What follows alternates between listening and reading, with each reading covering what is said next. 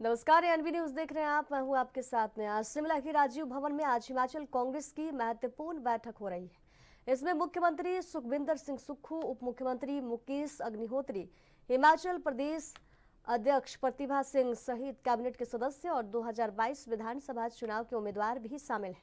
मुख्यमंत्री सुक्खू ने बैठक में कहा कि बीजेपी के फेक नैरेटिव के खिलाफ रणनीति तैयार की जाएगी। उन्होंने आरोप लगाया कि बीजेपी झूठ फैलाकर जनता को गुमराह कर रही है। खासकर केंद्रीय मंत्री हिमाचल ने झूठ बोलने का काम कर रहे हैं। जो भी भारतीय जनता पार्टी भ्रामक और झूठा प्रचार करती है, उसका आने वाले समय में किस तरह जवाब देना है, तथ्यों के साथ, सत्यता के साथ, ताकि जो झूठा प्रचार वो करने का जनता के बीच में जो प्रयास करती है और जनता को इस मामले में जागरूक करवाया जाए, इस संदर्भ में हमारी ये बैठक होने जा रही है। सर, एक केंद्रीय राज्य मंत्री आज हिमाचल दौरे पर थे, अजय टम्टा जी। उन्होंने कहा है कि हिमाचल सरकार जो है भूमि अधिग्रहण करने में मदद नहीं कर रही है। सेंट्रल गवर्नमेंट के विभिन्न प्रोजेक्ट्स में 73,000 करोड़ के प्रोजेक्ट हमने गिनाए हिमाचल प्रदेश। देखिए, एक मेरी बात सुनिए। भूमि अधिग्रहण कानून केंद्र सरकार का है और केंद्र सरकार के कानून को कोई रोक नहीं सकता है। अगर मंत्री जी आए हैं तो उन्हें पूरी जानकारी लेनी चाहिए। जो भी भू अधिग्रहण के रेलवे के प्रोजेक्ट्स है, उनका कार्य चला हुआ है। नेशनल हाईवे का जो भू अधिग्रहण है वो चला हुआ है। अब जब नेशनल हाईवे के भू अधिग्रहण हो रहा है, कार्य हो रहे हैं, तो उसमें कहाँ केंद्र हिमाचल सरकार रुकावट लगा रही है। मेरे समय में तो इस कार्य में स्पीड अप किया गया। जयराम ठाकुर जी के समय 1800 करोड़ रुपया शिमला मटौर 4 लेनिंग का, नालागढ़ से लेकर पिंजौर के 4 लेनिंग का और पठानकोट से मंडी के 4 लेनिंग के 1800 करोड़ रुपया ट्रेजरी में पड़े रहे थे 3 साल तक। आप नितिन गडकरी जी से पूछना, 3 महीने के अंदर मैंने सारा काम स्पीड अप करवाया।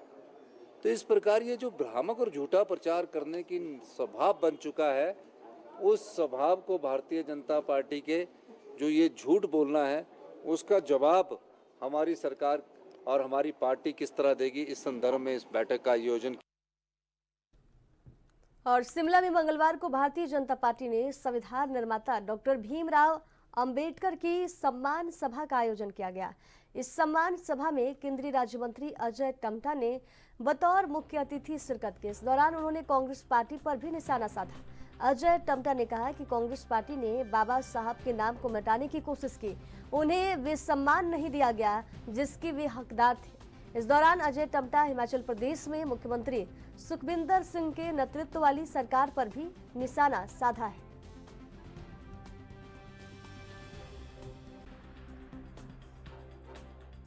हाँ, ये अगर उनका क्योंकि मुझे उनके किसी भी व्यक्ति के अनुसार कहना नहीं है। मेरा तो बड़ा सौभाग्य है कि मेरे ऑलरेडी मैं 3 दिन अभी जाकर के अरुणाचल प्रदेश के विकास कार्यों को देख कर आया हूँ और पूरे उसके बाद मेघालय और मिजोरम के अंदर भी कार्यक्रमों को, हमारी जो रोड नेटवर्क चल रही है, जो हमारे NHAIDCL बना रही है, जो बॉर्डर रोड बना रही है, जिसके काम को तेज गति करने का काम किया है हमने। सरकार का इस देश के अंदर सही प्रकार से सदुपयोग किसी ने किया है तो नरेंद्र भाई मोदी जी ने किया है। और इसी का परिणाम है कि हमारे बॉर्डर के माड़ा तक, हमारे बॉर्डर के मिलम तक, हमारे बॉर्डर के आदि कैलाश मानसरोवर तक, हमारे बॉर्डर के हमारे अटल टनल के माध्यम से लाहौल स्पीति तक, और लाहौल स्पीति से लेकर के अलग आगे हम लेह लद्दाख और लेह लद्दाख से जेडमोर सरमोर हम टनल तक ले जाने का काम अगर किसी ने किया है। हम सरकार का उपयोग आम जनमानस के लिए, भारत माता के उपयोग के लिए जिसने किया है, तो वो नरेंद्र भाई मोदी जी के मार्गदर्शन में विकास की तेज गति बता रही है। आज पूरी दुनिया के अंदर भारत लगातार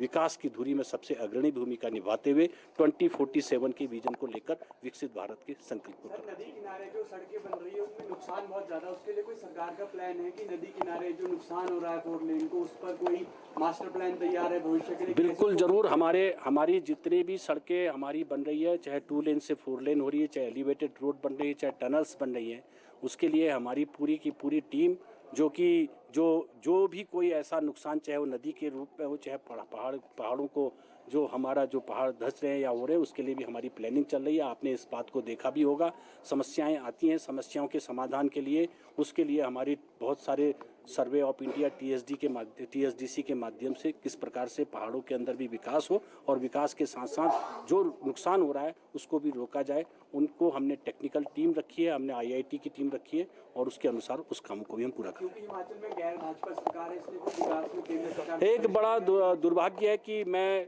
आपके माध्यम से आपने पूछ ही लिया है, लगभग हमारे 73,000 करोड़ के काम हमारे हिमाचल के अंदर हो रहे हैं। उसमें NHI-DCL का भी NHAI के काम है, NHPWD स्टेट के काम है, हमारे CRI आपके काम है, हमारे सेतु बंधन के काम है, हमारे एनुअल प्लान के प्रोग्राम है। मगर उन सब के लिए हमको जो यहाँ की स्टेट गवर्नमेंट के माध्यम से हमको जो लैंड एक्विजिशन चाहिए, हमको समय से यहाँ के सर्टिफिकेट्स चाहिए, वो सर्टिफिकेट्स और वहाँ समय से हमको ज़मीनें नहीं मिलने के कारण से, राज्य सरकार का योगदान नहीं मिलने के कारण से जो पैसा हम दे रहे हैं, हम और पैसा यहाँ देना चाहते हैं। आज भी हम जितनी DPR बनाना चाहते हैं, क्योंकि स्टेट की एजेंसी भी हमारे साथ काम करती है। और हिमाचल प्रदेश के उप मुख्यमंत्री मुकेश अग्निहोत्री ने नेशनल हेराल्ड मामले में बीजेपी पर निशाना साधा। उन्होंने कहा कि पूर्व बीजेपी सरकार ने अपनी विचारधारा के पन्नों को करोड़ों के विज्ञापन दिए और ऐसे में बीजेपी के पास इस मुद्दे पर कोई नैतिक आधार नहीं है। अग्निहोत्री ने कहा कि पंजाब का शानन प्रोजेक्ट केवल हिमाचल प्रदेश का है और पंजाब का इस पर कोई अधिकार नहीं है। उन्होंने आरोप लगाया कि बीजेपी ने अपनी विचारधारा को फैलाने के लिए ऑर्गेनाइज और पांचजन्य जैसी पत्रिकाओं को भी विज्ञापन दिए थे।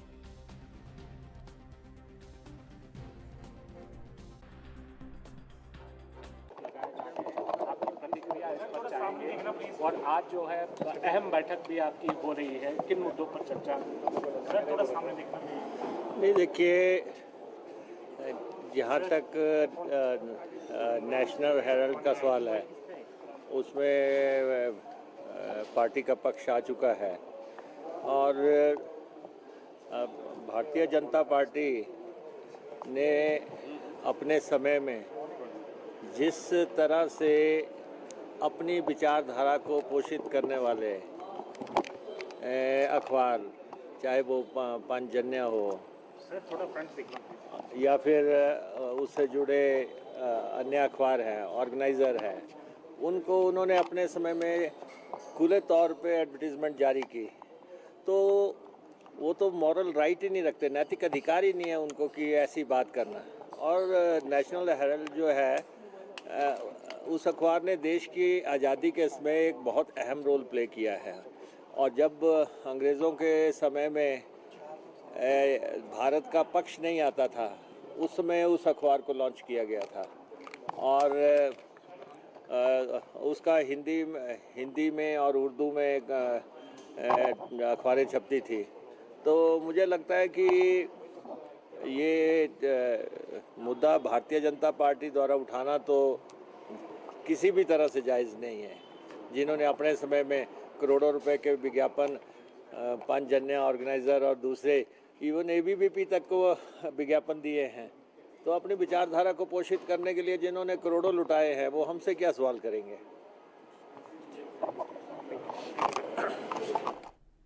और शिमला में प्रेस वार्ता के दौरान अशोक गहलोत ने केंद्र सरकार पर गंभीर आरोप लगाए। उन्होंने कहा कि देश गलत दिशा में जा रहा है और विपक्ष को दुश्मन समझा जा रहा है, जांच एजेंसियों का दुरुपयोग किया जा रहा है। नेशनल हेराल्ड केस पर सफाई देते हुए गहलोत बोले कि AJL एक सार्वजनिक संस्था है जिससे कोई निजी लाभ नहीं लिया गया। यंग इंडिया केवल देनदारियां चुकाने के लिए बनाई गई थी।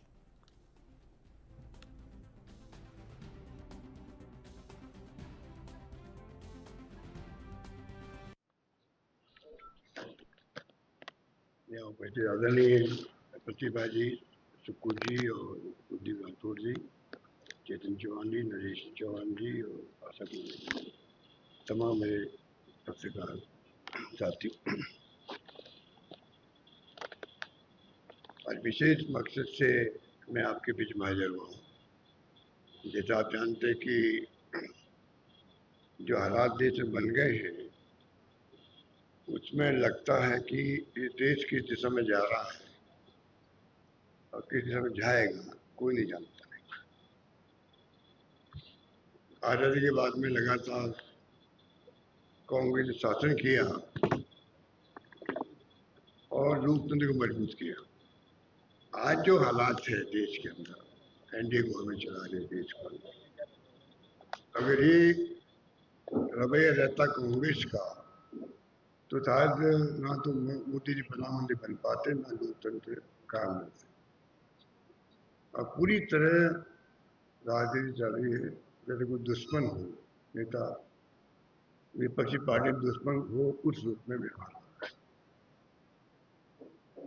और एक के बाद एक इनकम टैक्स हो, चाहे सीबीआई हो, चाहे ईडी हो, उसका दुरुपयोग हो।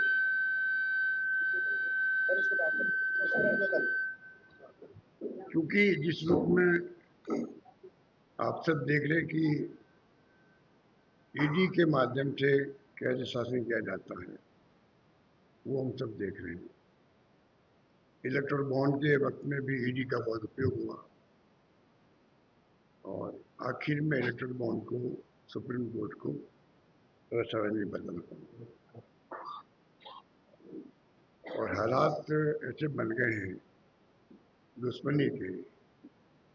एक तरफ तो कांग्रेस की विरासत है देश के अंदर, फ्रीडम मूवमेंट की, बड़े बड़े महापुरुष हुए विरासत। और कांग्रेस के पूर्व विधायक सतपाल हरजादा ने नेशनल हेराल्ड विज्ञापन मामले को लेकर बीजेपी पर बड़ा हमला बोला था। इसके बाद बीजेपी के विधायक सतपाल सत्ती ने कांग्रेस पर तीखा पलटवार करते हुए कहा कि नेशनल हेराल्ड अखबार पर गांधी परिवार का कब्जा है। क्या गांधी परिवार कांग्रेस के नेता अपने सीनियर नेताओं को कानून से ऊपर समझते हैं? हिमाचल प्रदेश सरकार द्वारा जो विज्ञापन दिया गया है नेशनल हेराल्ड अखबार को, उसकी एक भी कॉपी कहीं नहीं जाती। दूसरी तरफ राष्ट्रवादी पत्रिकाओं को विज्ञापन देने को लेकर मामला कांग्रेस उठा रही है। ये बड़ी पत्रिकाएं राष्ट्रवादी हैं और देश हित के लिए ये पत्रिकाएं चलाई गई हैं। कोई भी व्यक्ति कानून से ऊपर नहीं है। जिसने गलत किया है उन पर कार्रवाई होनी चाहिए।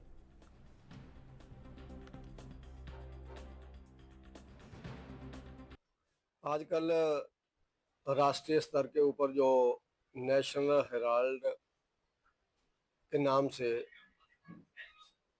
अखबार छपता था, उस अखबार के विषय में कई दिनों से देश के अंदर और प्रदेशों के अंदर चर्चा शुरू हुई है कि एक ऐसा अखबार है नेशनल हेराल्ड जिसके ऊपर गांधी परिवार ने अपना स्वामित्व कब्जा कर लिया है शेयर खरीद करके। उस अखबार के कारण, उस अखबार को अपने कब्जे में लेने के कारण जो कांग्रेस पार्टी की पूर्व राष्ट्रीय अध्यक्षा श्रीमती सोनिया गांधी जी और उनके एमपी और जो हमारे देश के अंदर विपक्ष के नेता हैं राहुल गांधी जी, उनके ऊपर एफआईआर लॉन्च हुई है, केस रजिस्टर्ड हुआ है। उसको लेकर के कांग्रेस के लोग जगह जगह प्रदर्शन कर रहे हैं। इन कांग्रेस के नेताओं से हम लोग जानना चाहते हैं कि क्या इस देश का कानून, इस देश का संविधान, इस देश की जो भी देश के अंदर कानून एवं व्यवस्था को लागू करने के लिए, बनाए रखने के लिए धाराएं लगी हैं, क्या गांधी परिवार उससे बाहर है? क्या कोई भी केस उनके ऊपर बनाया नहीं जा सकता? कांग्रेस के लोग केस होने के बाद